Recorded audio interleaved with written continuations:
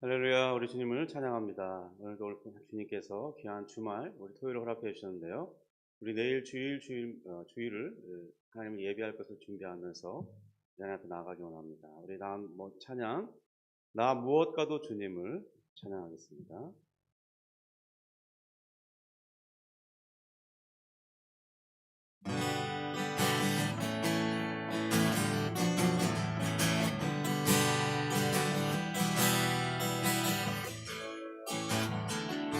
나 무엇과도 주님을 바꾸지 않으리. 다른 어떤 은혜 구하지 않으리. 오직 주님만이 내 삶의 도움이시니 주의 얼굴 보기 원합니다. 무엇과도 주님을 바꾸지 않으리.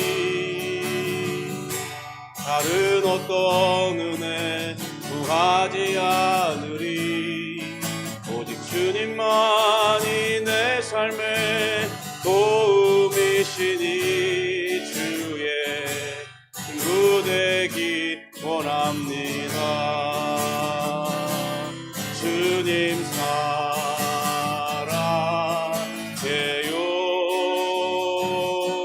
온 마음과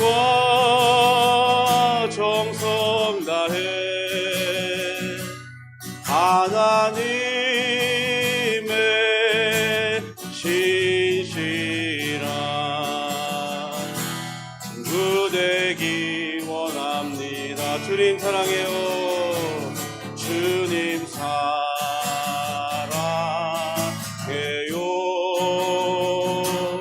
온 마음과 정성 다해 하나님의 신실한 친구 되기 원합니다. 주님 사랑해요. 주님 사랑해요.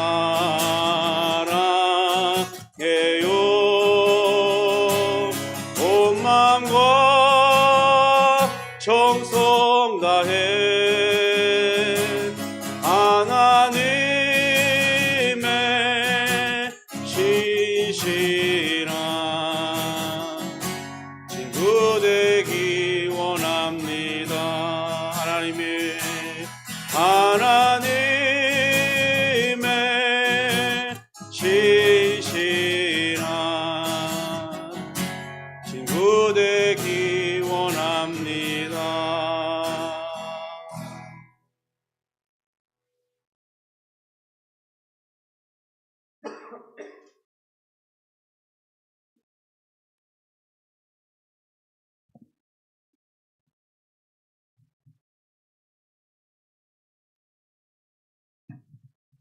우리 사도신경으로 우리의 신앙을 하나님 앞에 고백하겠습니다.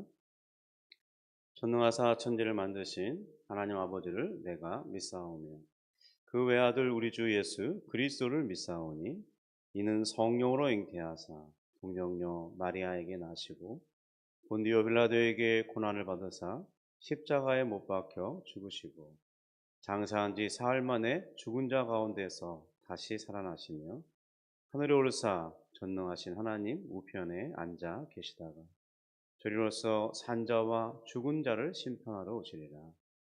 성령을 믿사오며 거룩한 공회와 성도가 서로 교통하는 것과 죄를 사하여 주시는 것과 몸이 다시 사는 것과 영원히 사는 것을 믿사옵나이다. 아멘. 하나님 아버지 감사합니다. 주님께서 참으로 신실하셔서 우리의 모든 필요를 채우시고 우리가 생각지 못한 것까지 하나님이 준비하셔서 우리에게 공급해 주시니 감사를 드립니다. 또한 우리가 생각하여 간절히 원하는 것, 소원하는 것을 기도할 때에 주님께서 또한 그것을 기억하시고 때에 따라 적절한 시기에 허락해 주시니 감사합니다.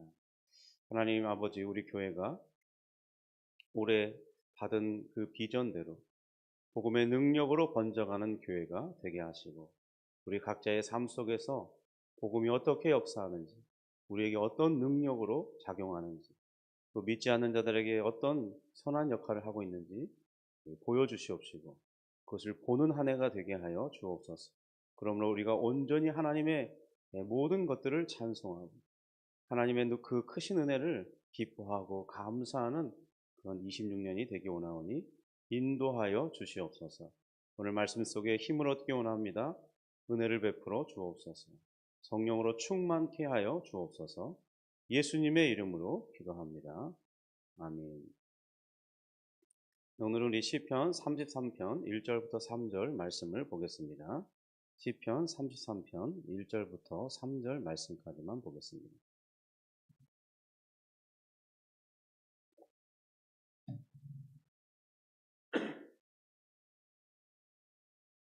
우리 합독합니다. 너희 의인들아 여호와를 즐거워하라. 찬송은 정직한 자들의 마땅히 할 바로다. 수금으로 여호와께 감사하고 열줄 비파로 찬송할지어다. 새 노래로 그를 노래하며 즐거운 소리로 아름답게 연주할지어다. 아멘. 우리는 지난 며칠 동안 살펴보았던 우리 시편 32편을 다시 떠올려 보시면 한 사람의 영혼이 자신이 지은 죄로 인해서 얼마나 깊이 누릴 수 있는지 살펴봤습니다. 다윗은 죄를 지은 뒤에 아무 말도 하지 않았습니다. 침묵했죠. 그런데 그 침묵은 우리에게 평안을 준 것이 아니라 도리어 깊은 고통과 수렁 가운데로 빠져들게 했습니다. 그는 이렇게 고백하죠. 내가 입을 열지 아니할 때에 종일 신음함으로 내 뼈가 쇠하였도다. 그의 마음도 힘들었을 뿐만 아니라 그의 몸까지도 쇠약하게 만드는 것이 죄가 가진 힘이라고 말하고 있습니다. 죄는 숨긴다고 사라지는 것이 아니죠. 죄는 여전히 우리 삶 속에 흔적을 남기고 그리고 우리 미래의 삶을 혼탁하게 합니다. 죄를 숨기면 숨길수록 우리를 더 무겁게 짓눌러 오는 이 압착틀과 같은 것이죠. 제가 아주 오래전에 이스라엘 현지에 갔을 때 이 올리브를 으깨어서 압착하는 그런 틀을 본 적이 있습니다. 보통 올리브는 3번 압착한다고 들었는데요. 첫 번째 나오는 그 기름은 최상품의 기름으로서 주로 이 성전 제사용이나 성전을 밝히는 그런 기름을 쓰거나 혹은 이 사람을 세울 때 왕과 제사장과 선지자들을 세울 때 사용되거나 치료의 목적으로 사용했다고 합니다. 이제 좀 더 압착을 가해서 두 번째 짜지는 기름은 주로 식용으로 그리고 미용에 바르는 그런 재료로 사용했고 세 번째는 이 가정용 등불이나 비누의 원료로 사용했다고 합니다. 이처럼 죄의 무게는 생각보다 우리를 굉장히 집요하게 압박해 온다는 거예요. 고통은 가중되고 토설할 때까지 점점 가중됩니다. 그런 압박을 무시해 볼 수 있겠지만 그렇다면 그 사람의 심령은 점점 더 하나님과는 아무런 상관이 없는 그런 삶으로 변질되어 가는 거죠. 그러므로 침묵은 결코 이 중립 상태일 수 없습니다. 침묵은 우리 영혼을 병들게 하는 거죠. 다윗도 예외일 수는 없었습니다. 어느 순간 그는 더욱 견딜 수 없어서 드디어 자신의 입술을 열었습니다. 변명하지 않았고 합리화하지 않았습니다. 그냥 하나님 앞에 고백합니다. 그리고 그 자리에서 하나님은 말씀해 주시죠. 주께서 내 죄를 사하셨나요? 그는 나단을 통해서 하나님께서도 너를 정죄하지 아니하시다. 너를 사망에 이르게 하지 아니할 것이다. 즉각적인 용서의 말씀을 듣습니다. 그래서 시편 32편은 이렇게 끝이 나죠. 의인들아 여호와를 기뻐하며 즐거워할지어다. 마음이 정직한 너희들아 다 즐거이 외칠지어다. 여기서 질문이 하나 생깁니다. 사함을 받은 이 사람들, 죄 용서를 받은 사람들, 그 사람들은 그러면 그 다음에 무엇을 하며 어떻게 살아야 될 것인가? 용서받은 사람들의 삶의 방향은 어디를 향해 가야 되는가? 바로 시편 33편이 그 질문에 대한 대답으로 시작되는 것이죠. 우리 33편 1절을 같이 읽어보겠습니다. 의인들아 여호와로 말미암아 즐거워하라. 찬송은 정직한 자들에게 합당하니라. 여기서 가장 중요한 단어라면 의인들아일 것입니다. 짜디킴이라고 하는데요. 우리는 이 말을 좀 오해하는 경향이 있습니다. 의인, 그럼 우리는 어떤 생각을 하죠? 하나님 앞에 의인입니다. 그럼 무슨 생각을 하냐는 거예요. 신앙 좋은 사람, 도덕적으로 흠이 없는 사람, 그런 사람을 떠올리기 쉬워요. 그런데 시편 32편에서 우리가 이미 살펴보았지만 의인이란 죄를 한 번도 짓지 않은 사람, 그런 사람을 가리키는 용어가 아니라는 거예요. 도덕적으로 흠결이 없는 사람. 지금 성경은 그런 말을 하고 있지 않습니다. 왜냐하면 그럴 사람이 아무도 없다고 사도 바울이 말해요.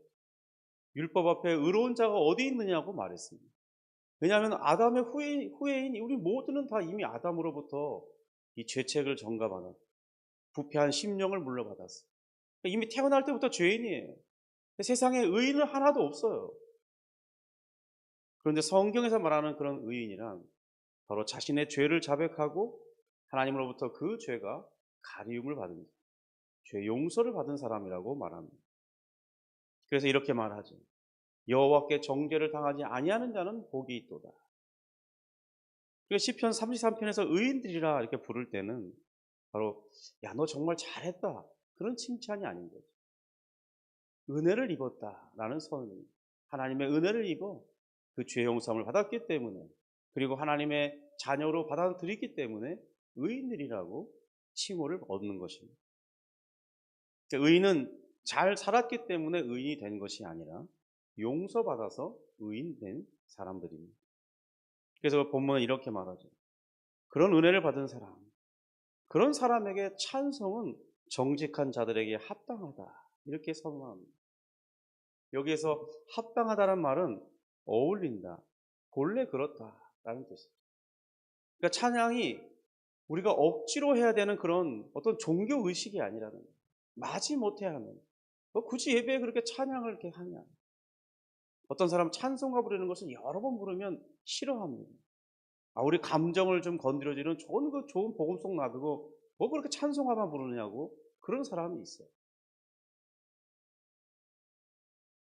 어떤 우리의 감정을 위로해주는 시간이 아니라는 거예요, 이 찬양.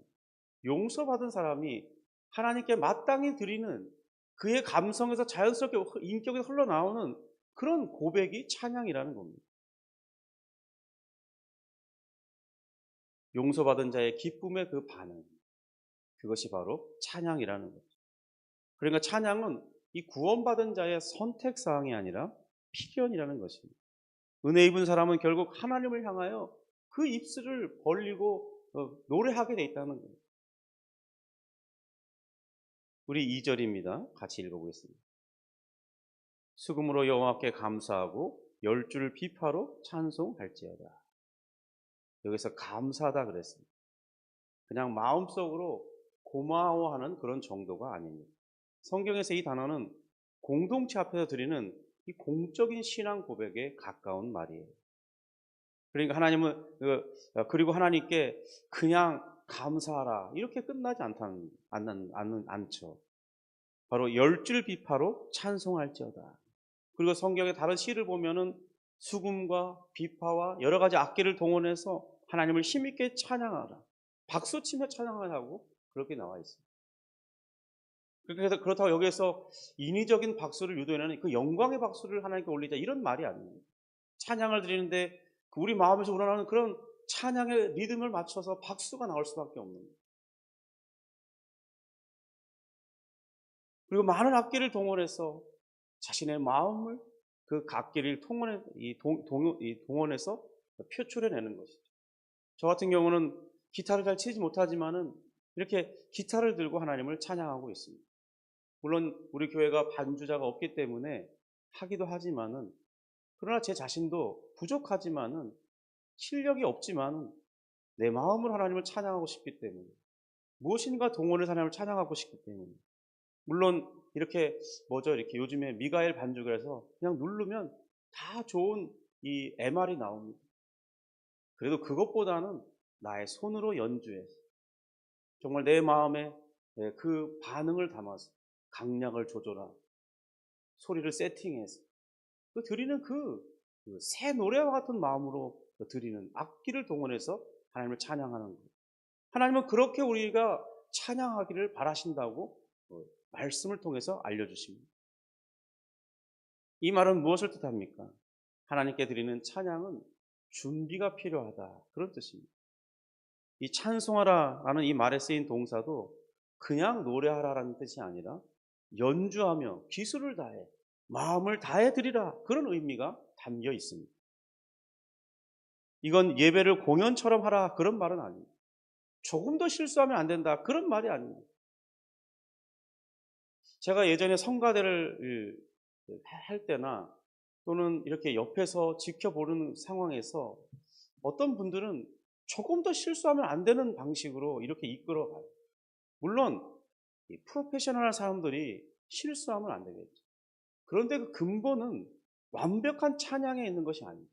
그의 마음이 얼마나 진실되게, 그리고 얼마나 정성을 다해서 하나님이 요구하시는 그 말씀의 기준에 따라서 하고 있느냐, 이것이 찬양의 기준입니다. 하나님께 드리는 예배에는 그렇다고 이 무성의함이나 그런 것이 허용된다, 그런 뜻이 아닙니다. 예배는 아무렇게나 드려질 수 있는 것이 아닙니다. 자신의 감정의 어떤 감흥에 따라서 하는 것도 아닙니다. 믿음을 가진 하나님의 요구에 따라 마땅히 은혜 받은 자로서 그 마음에서 진심으로는 찬양을 담되, 또 악기와 여러 가지 많은 것들을 동원해서 기쁨으로 힘있게 찬양하는 그런 것을 하나님은 예배에서 우리가 담아내기를 원하고 계십니다. 사도 바울의 말처럼 그 모든 것은 품위 있고 질서 있게 이루어져야 되는 것입니다. 하나님은 아무렇게나 드리는 찬양을 받으시는 것이 아니라 마음을 다해 준비된 예배를 기뻐하시고 받으시는 분이시죠. 우리 3절입니다. 새 노래로 그를 노래하며 즐거운 소리로 아름답게 연주할지어다. 우리 새 노래 그러면 또 부담을 갖습니다.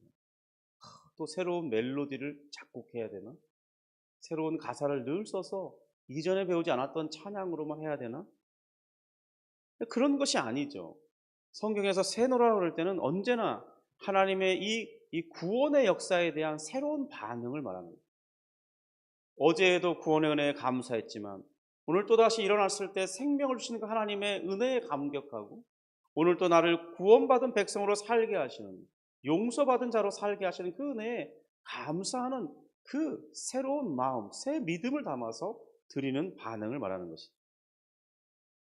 출애굽을 했던 이스라엘 백성에게, 포로에서 돌아와 귀환한 그들에게도, 또 우리 이후에 주를 믿고 요한계시록에처럼 어린 양의 피로 구속받은 사람들, 각 시대마다 새로운 사람들이 일어나서 새 노래를 부르죠. 구원받은 우리에게는 날마다 새로운 그런 마음가짐으로 하나님을 찬양하는 것입니다. 바로 새 노래는 새로운 은혜에 대한 새로운 다짐에 자기가 자신을 돌이켜보면서 새로운 마음가짐으로 드리는 고백인 것입니다. 아름답게 연주하라, 잘하라, 최선을 다하라, 그런 뜻이죠.